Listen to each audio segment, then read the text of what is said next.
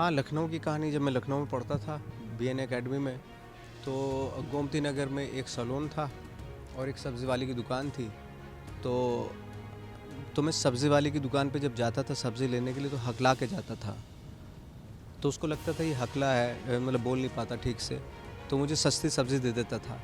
और एक सैलून में मैं अंधा बन के जाता था, तो उसको लगता था कि ये अंधा है, तो वो कम पैसे लेता था। तो पैसे वैसे होते नहीं थे ज़्यादा, तो इस तरह की कभी कभी तो लगता है सलाह अपनिज भगवान है, मुझे नहीं लगता।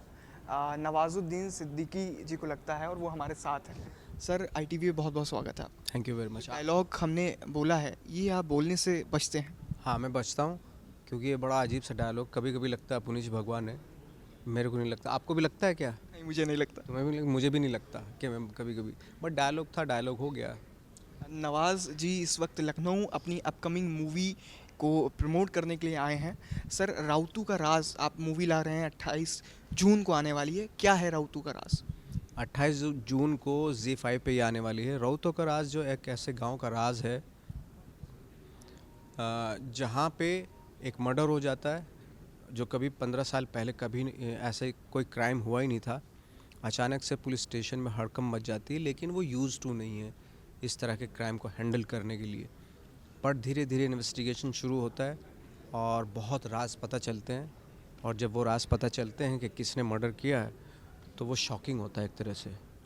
तो यही राज जानने के लिए जो है फिल्म का जो प्रमाइसिस है उसी छोटे से गांव में है जिसका नाम है रौतों की बेली।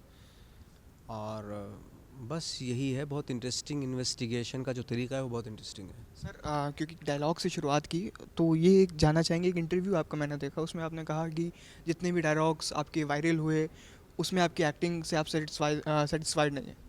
जी, मैं बिल्कुल भी सेटिस्फाइड नहीं था क्योंकि मुझे लगता है कि जो डायलॉग्स मेरे पॉपुलर हुए हैं, मेरा अप टू द मार्क नहीं थी उसमें एक्टिंग। जी। सर आपके करियर को लेके जब आपने स्ट्रगलिंग पीरियड अपना शुरू किया, तब को लेके काफ़ी कहानियाँ हम सुनते रहते हैं।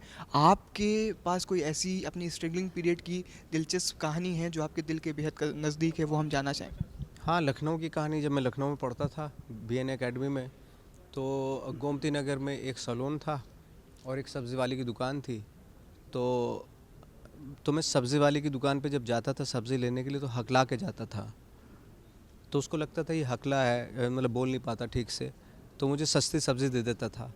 और एक सैलून में मैं अंधा बन के जाता था, तो उसको लगता था कि ये अंधा है, तो वो कम पैसे लेता था। तो पैसे वैसे होते नहीं थे ज़्यादा, तो इस तरह की पैसे बचाने के लिए ये पैसे बचाने के लिए भी और प्रैक्टिस करने के लिए भी ये सब करते थे हम लोग।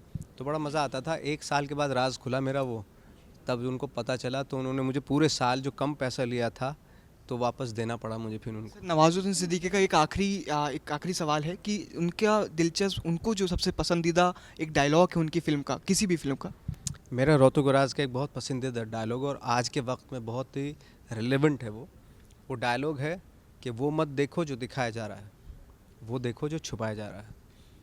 बिल्कुल, देखिए नवाजुद्दीन सिद्दीकी को आप सुन रहे थे, तो बाप को, भाई को, दादा को, सबको लेके जाइए। राउतू का राज इनकी मूवी आ रही है, हालांकि जाना नहीं है कहीं, Z5 पे ये मूवी आ रही है और घर बैठे सबके साथ में देखिए। और फिलहाल ये लखनऊ पहुंचे हैं, एक मुख्तसर सी बातचीत हमारी नवाजुद्दीन सिद्दीकी के साथ रही।